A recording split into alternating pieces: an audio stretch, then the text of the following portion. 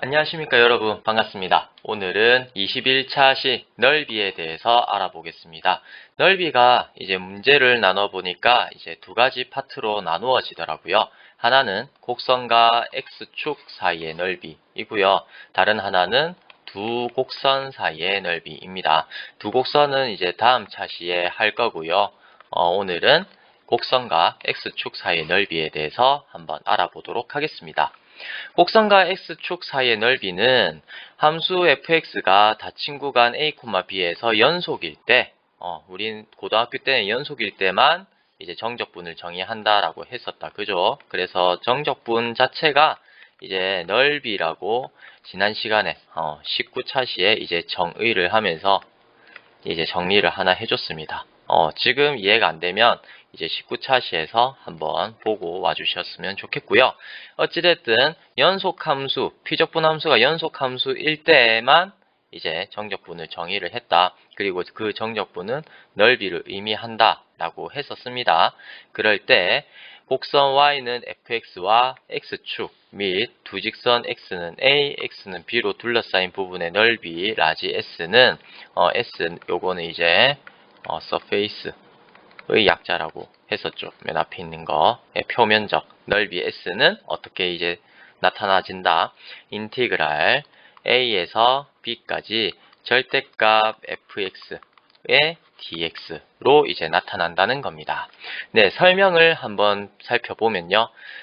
닫힌 구간, 첫 번째, 닫힌 구간 a, b에서 만약에 함수값이 전부 다 0보다 크거나 같다라고 하면, 요 넓이는 이제 정적분의 정의에 의해서 이제 이렇게 된다. 이거는 이제 19차 시에 제가 설명을 했다라고 했어요. 맞죠? 이렇게 이제 되기 때문에, 함수값이 0보다 크거나 같을 때, 요 이제 x는 a, x는 b, 그리고 x축과 y는 fx로 둘러싸인 부분의 넓이 s는 이렇게 이제 정적분 값으로 나타나진다. 그리고 이거 절대값 요것도 이제 fx가 전부 다 0보다 크거나 같으니까 fx나 절대값 fx나 같죠. 그래서 이렇게 나타내 줄 수도 있고요. 그 다음 두 번째, 닫힌 구간 a, b에서 만약에 함수값이 전부 다 0보다 작거나 같다. 이 경우에는 어떻게? fx는 0보다 작거나 같으니까 앞에 마이너스를 곱해주면 이게 0보다 크거나 같아지죠. 그래서 y는 마이너스 fx는 곡선 y는 fx를 x축 대칭이동한 도형이니까 여기에 있는 넓이 s는 곡선 y는 마이너스 fx와 x축 및 두 직선 x는 a, x는 b로 둘러싸인 도형의 넓이와 같다는 겁니다. x축 대칭이동한 부분의 넓이와 원래 있던 넓이 s가 두 개가 같게 된다. 이 부분이 대칭이동한 거죠. 그렇게 이제 되기 때문에 따라서 이제 넓이 s는 어떻게 됩니까? 인티그랄 a에서 b까지 마이너스 fx의 dx가 됩니다. 그런데 여기서 마이너스 fx는 뭐다? 원래 fx가 0보다 작거나 같았으니까 거기에 절대값을 단 함수와 같다는 거예요. 그리고 마지막 세 번째, 닫힌 구간 a, b에서 fx의 값이 양수인 경우와 음수인 경우가 모두 있는 경우에는 어떻게 되느냐? 이렇게 이제 살펴보면요. a와 b 사이에 x축 요렇게 이제 있고, 그리고 y는 fx 함수도 요렇게 이제 있을 때 양인 부분 여기서는 S1과 S3다 맞죠? 그리고 음인 부분 S2 부분입니다. 그 부분의 넓이는 각각 이제 적분 구간을 갖다가 어떻게 여기 fx가 0이 되는 x값을 c1, c2라고 이제 놓고, 그래서 적분 구간을 a에서 c1까지, c1에서 c2까지, c2에서 b까지 이렇게 이제 나눠줄 수가 있다는 거죠. 그래서 s1, s2, s3는 각각 상황에 맞게 이렇게 이제 나타나지고, 이때 s 전체 넓이 s는 요 S1 더하기 S2 더하기 S3 이렇게 이제 나타날 수가 있죠. 그래서 이제 이 값은 0보다 클 때는 이제 fx 그대로고 0보다 작은 곳에서는 마이너스가 달려 나온 거니까 이거는 절대값을 써서 나타낼 수 있다. 즉, 요 세 가지를 동시에 어떻게 그러니까 이 세 가지 경우 모두 다 어떻게 이제 넓이를 나타낼 수가 있습니까? A에서 B까지 절대값 fx의 dx로 나타내 줄 수가 있다는 겁니다. 무슨 말인지 아시겠죠? 네, 그래서 곡선과 x축 사이의 넓이는 어떻게 나타나진다? S는 인티그랄 A에서 B까지 절대값의 fx의 dx로 나타나진다 라고 이제 알아두시면 됩니다. 네, CF 참고를 보겠습니다. 이거를 이제 저는 이렇게 외웁니다. 간단하게 외우기 위해서요. S는 인티그랄 A에서 B까지 Y 값의 절대값을 달고 dx 했다. 그러니까 dx를 절대값 y로 이제 적분한다 라고 저는 씁니다. 간단하게 외우기 위해서 그래요. 이렇게 이제 형태를 나타내면 곡선과 y축, y는 a, y는 b로 둘러싸인 부분의 넓이도 이렇게 표현을 가능하거든요. 여기 옆에 그림을 보면 알겠지만 y축, y축과 그리고 y는 gx 이렇게 이제 있고 이거를 BA에서 B까지 둘러싸인 부분, 이 부분의 넓이를 구해라 라고 하면은 이렇게 이제 가는 방향이 dy 방향이다. 맞죠? 그래서 y 방향으로 이렇게 이제 쌓아갈 건데 그때의 높이는 x다 라는 겁니다. 그러니까 높이가 x이고 가로의 길이가 dy가 되는 이 직사각형의 넓이를 하나하나씩 차곡차곡 쌓아간다 라는 의미예요. 맞죠? 그렇기 때문에 그때 높이 절대값 x를 y 방향으로 적분을 하겠다 라는 식으로 해서 곡선과 y축, y는 a, y는 b로 둘러싸인 부분 넓이는 이렇게 외워두시고요. 그리고 x축과 x축으로 이렇게 이제 넓이를 구할 때는 절대값 y의 dx 이렇게 두 개 이제 한꺼번에 묶어서 이제 알아두시면 됩니다. 예제 1번 풀어보겠습니다. 곡선 y는 x제곱 마이너스 1과 x축으로 둘러싸인 부분의 넓이를 구하세요 라고 되어 있죠. 이때는 일단 뭐부터 한다? x축과 어느 점에서 만나는지 확인을 해줍니다. 그래서 y 이제 요 함수의 그래프를 그려주면은 이렇게 두 개의 인수의 곱으로 나타나지죠. 그래서 이제 마이너스 1에서 1까지 이렇게 둘러싸인 부분의 넓이가 s구나 라는 걸 확인할 수 있어서요. 이제 구하는 값은 s는 인티그랄 마이너스 1에서 1까지 절대값 y의 dx다 라고 해서 넣어줘서 계산을 해주면 됩니다. 그래서 3분의 4가 나오는 걸 확인할 수가 있고요. 그 다음 예제 2번을 보면 곡선 y는 x제곱 마이너스 4x와 x축 및 두 직선 x는 마이너스 1, x는 3으로 둘러싸인 부분의 넓이를 구하세요 되어 있습니다. x축으로 이제 x축 이거와 그리고 y는 fx 요 부분 그래프 그리니까 1이 나오고요. 그 부분에서 마이너스 1에서 3까지 되어 있는 거를 구해야 되니까 어떻습니까? 여기서 x축과 만나는 점을 일단 찾아줘야 된다라는 겁니다. 이게 키포인트예요. 이게 이제 중요한 부분인데 그러니까 모든 걸 계산하려고 하면요. 모든 요 이제 곡선과 x축 사이 넓이를 구하는 과정에서 나타나는 게 x축과 어느 점에서 만나냐 이걸 이제 무조건 해야 된다는 거예요. 왜냐하면 그 부분에서 뭐가 됩니까? 절대값이니까 인티그랄 a에서 b까지 절대값 y의 dx 해야 되니까 이 절대값 함수는 어떻습니까? y가 0보다 크면 절대값 y는 그냥 y가 되고 y가 0보다 작으면 절대값 y는 마이너스 앞에 달고 나와야 되거든요. 그 경계가 되는 곳이 y가 0이 되는 곳. y가 0인 곳이 뭡니까? y는 fx 함수와 x축이 만나는 점이잖아요. 그 점을 기준으로 해서 0보다 큰 곳, 0보다 작은 곳이 나누어지기 때문에 무조건 이거 이제 함수가 있으면 y는 x의 제곱 마이너스 4x 있으면 이거를 요렇게 이제 인수분해를 해서 바꿔줘서 이 부분이 0이 되는 x 값을 찾아주는 게 제일 먼저 해야 되는 것입니다. 이게 이제 넓이를 구할 때의 디테일이에요. 어쨌든 네. 그래서 이제 요 부분은 x는 0과 x는 4에서 만나게 된다. x축이랑. 그래서 적분 구간을 마이너스 1에서 0까지 하고요. 0에서 3까지 구합니다.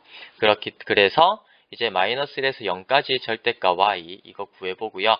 0에서 3까지 절대가 y 이 부분을 구해서 여기는 3분의 7 나오고 여기는 9가 나오죠. 그래서 이제 넓이 S는 요거 두 개 더해서 3분의 34다. 이렇게 이제 구하시면 됩니다. 네, 중요한 거 두 가지만 더 할게요. 이게 어느 부분에서 어느 파트에서 설명해야 될지 몰라서 일단 여기에 끼워 넣었는데요. 첫 번째 할 것은 기함수와 우함수의 정적분이에요. 무슨 말이냐? 인테그랄 마이너스 C에서 C까지, C가 양수든 음수든 상관없습니다. 어쨌든 0이 아닐 때, 마이너스 C에서 C까지 x의 n제곱의 dx를 계산을 하는 과정에서 여러분들이 만약 계산을 많이 했다고 하면 다음과 같은 상황을 맞닥뜨리게 될 거예요. 만약에 n이 홀수다. 그러면 이 정적분 값은 무조건 0이 되는 걸 확인할 수 있어요. x의 n제곱 요 부분이요. 아래 끝, 위 끝이 이제 절대값은 같고 부호만 다를 때 어쨌든 요 정적분 값은 0이 됩니다. 만약에 n이 짝수면요. n이 짝수가 되면 인티그랄 마이너스 c에서 c까지 x의 n제곱의 dx 요 부분은 어떻게 된다? 0에서 c까지의 정적분 값이 2배 이렇게 붙여주면 이제 정적분 값이 된다라고 하는 걸 알 수가 있을 거예요. 그죠? 이거를 이제 넓이와 넓이 가지고 이제 설명을 하자 하면요. 만약에 n이 홀수다라고 하면 y는 x의 n제곱의 그래프가 다 이런 모양이 돼요. 여러분들 공학적 도구 지오지브라나 이제 알지오메스 같은 거 확인하면 그걸로 이제 확인을 하면 알 수가 있을 텐데 n이 홀수다라고 하면 무조건 이렇게 이제 0을 기준으로 했을 때 원점 대칭인 함수가 되는 거 알 수 있어요. 요만큼 함수값이 두 개 절대값 같고 부호만 다른 그런 함수가 되거든요. 그래서 이거를 마이너스 C에서 C까지 적분하니까 이 부분 S1과 S2가 같죠. 같기 때문에 요거 이제 정적분 값은 어떻게 나타나집니까? 마이너스 C에서 0까지의 정적분은 마이너스 S1이 되죠. 그리고 0에서 C까지의 정적분 값은 S2 됩니다. 근데 두 개 같다라고 했으니까 무조건 요거 정적분 값은 0이 된다. 요렇게 이제 이해를 하실 수가 있고요. 만약에 n이 짝수면 y는 x의 n제곱의 그래프가 전부 다 요런 모양이 됨을 확인할 수가 있을 거예요. 그러니까 x축 요렇게 이제 있고 그 다음에 y는 x의 n제곱은 2차 함수 같이 요렇게 되는 거 확인할 수가 있어서요. 그래서 마이너스 c에서 c까지의 정적분 값은 어떻게 됩니까? S1, S2가 두 개 이제 색칠한 부분의 넓이가 같으니까 같게 되고요. 그래서 요거의 정적분 값은 S1 더하기 S2인데 이거는 2의 S2로 쓸 수가 있죠. 이 2의 S2는 뭐다? 인테그랄 0에서 C까지의 xn의 dx 정적분 값이니까 이게 두 개 있으니까 2 이렇게 이제 되어 있다라는 걸 확인할 수가 있습니다. 네, 그런데 이 상황이 이제 y는 x의 n제곱 여기에만 국한된 것이 아니라요. 그러니까 요렇게 원점 n이 홀수다라는 말은 원점 대칭이다라는 말이랑 같거든요. 그래서 이제 원점 대칭인 함수는 이제 무조건 이제 뭡니까? 같은 요만큼 이제 같은 차이만큼 가게 되면 그거의 함수값은 절대값은 같고 부호만 이제 서로 다른 그런 함수값을 갖게 되거든요. 그 성질 때문에 마이너스 C에서 C까지 아래끝 위끝이 절대값이 같고 부호만 다르면 0이 나오는 거고요. n이 짝수이면 이거는 이제 y축 대칭이잖아요. 맞죠? y축 대칭이기 때문에 0에서부터 마이너스 C만큼 가는 거랑 C만큼 가는 거랑 전부 다 이제 같은 함수값을 가지게 되니까 마이너스 C에서 C까지의 이제 정적분 값은 어떻다? 0에서 C까지의 정적분 값의 2배를 한 거랑 같다라고 이제 이제 똑같이 이제 증명이 됩니다. 그래서 이 부분을 확장을 하면 기함수라고 하는 거는 홀수 함수, 그러니까 홀수 차수 함수라는 뜻이고요. 우함수라는 말은 짝수 차수 함수라는 말이랑 똑같거든요. 그래서 이제 요거의 정적분 값이 fx가 기함수이면 정적분 값은 0이 되고 마이너스 c에서 c까지의 정적분 값은 0이 되고요. fx가 우함수이면 마이너스 c에서 c까지의 정적분 값은 0에서 c까지의 정적분 값의 2배가 된다는 겁니다. 단 fx가 기함수다라는 말은 모든 실수 x에 대하여 fx는 마이너스 f의 마이너스 x와 같다는 말이고요. 그리고 y는 fx의 그래프가 원점 대칭이란 말과 같고요. 그리고 fx는 모두 홀수 차항만 있다 라고 이제 하는 거랑 똑같아요. 똑같은 말입니다. 이거 전부 다 필요하고 충분한 조건이에요. 똑같이 fx가 우함수라는 말은 모든 실수 x에 대해서 fx는 f의 마이너스 x랑 같고요. 함수값이. 그리고 y는 fx의 그래프가 y축 대칭이고요. 그리고 fx는 짝수 차항만 있어요. 그래서 이제 이런 함수를 우리가 우함수라고 하고 이런 함수를 기함수라고 한다 하는 것까지 같이 정리를 해 두셨으면 좋겠습니다. 이 부분은 잘 기억하고 있어야 합니다. 자, 그리고 두 번째 여러분들 봐야 될 게 2차 함수가 그렇게 요렇게 이제 뭐다 x축과 알파와 베타 점에서 요렇게 이제 만나는 함수가 있잖아요. 요렇게 이제 나타낼 수 있죠.